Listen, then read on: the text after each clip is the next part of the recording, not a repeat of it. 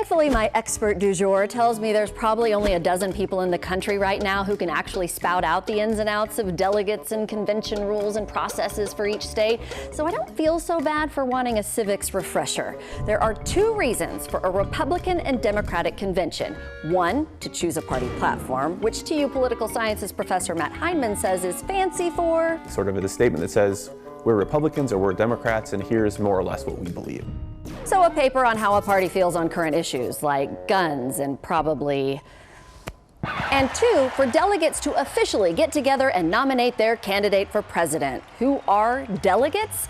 Mostly random people we don't know. Usually they're party activists. They're not usually party leaders per se, nor are they usually state legislators. All that usually because it always varies. Here's an example of two Oklahoma delegates you might know. Their job is to represent the voters. In some states, it's done by the honesty policy. In others, like Oklahoma, it's the law.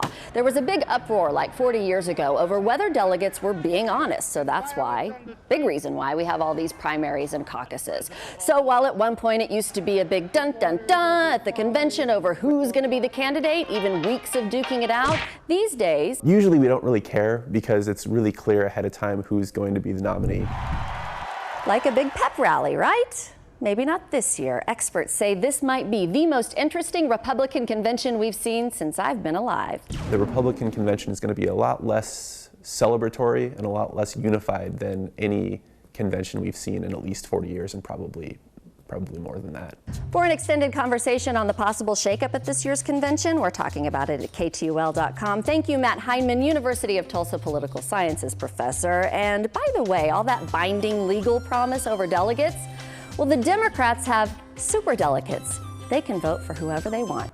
Confused yet?